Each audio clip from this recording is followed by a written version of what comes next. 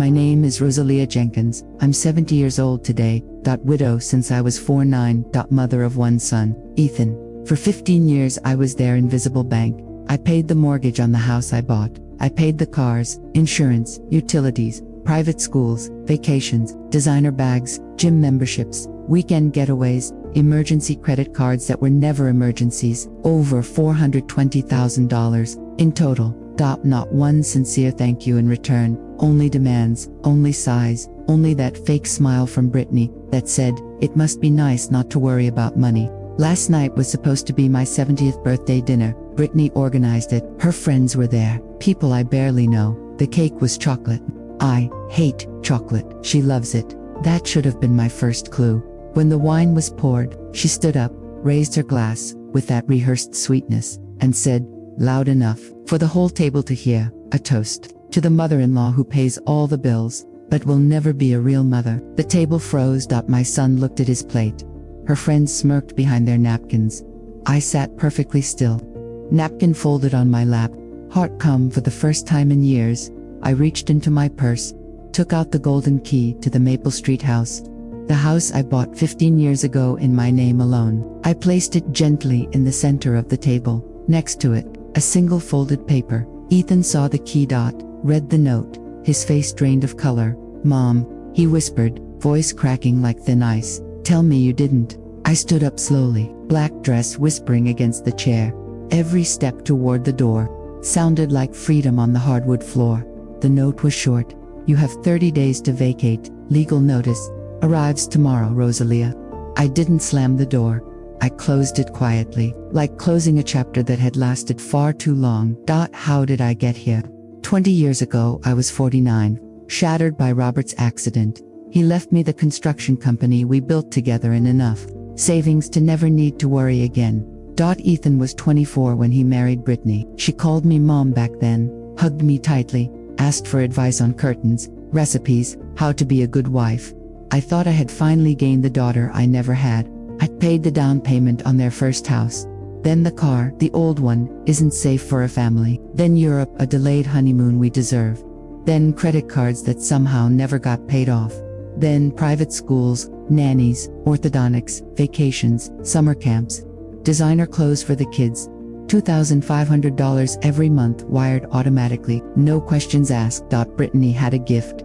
She could make me feel guilty for having money while they struggled. It must be nice not to worry about bills, she'd sigh. I wish we could have that peace of mind. And like a fool, I opened my wallet again, and again. And again. 5 years ago, Ethan quit his job to pursue his entrepreneurial dream. I never saw a business plan. I only saw a 34-year-old man, sleeping until noon and playing video games.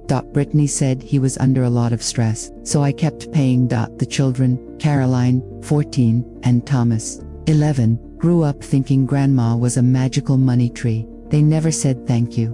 They said, Grandma, can you? And I always did, until last night. When I got home, I poured a glass of red wine I had been saving for a special occasion, sat by the window overlooking the city, for the first time in 15 years. The view didn't feel heavy with responsibility. I called my lawyer at 10:17 p.m. Greg answered on the second ring. Rosalia, everything okay?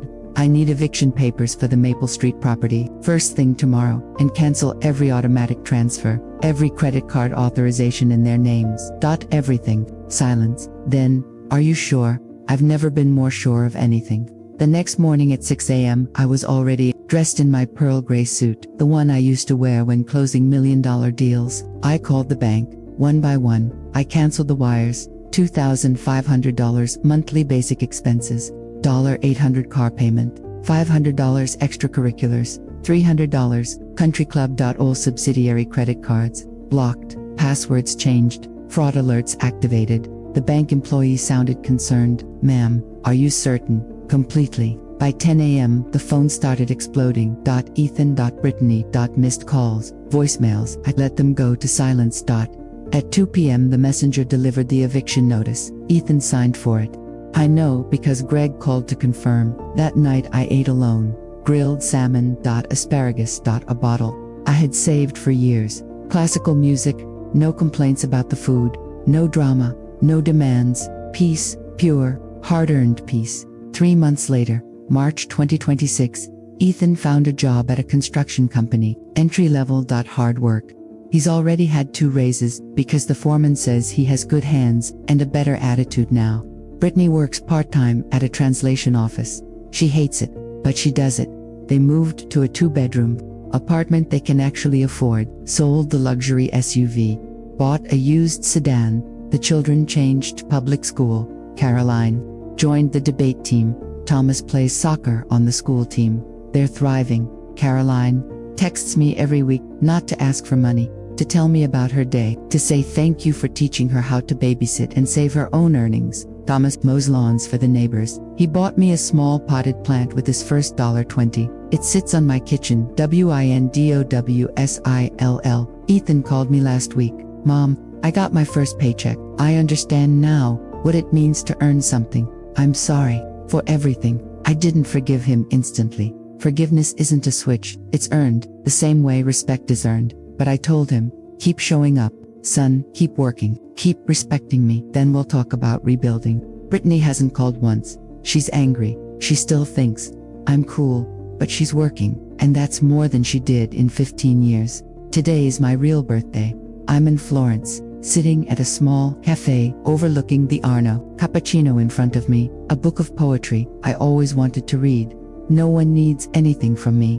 I am finally free, not vengeful, not bitter, just done carrying people who never learned to walk on their own.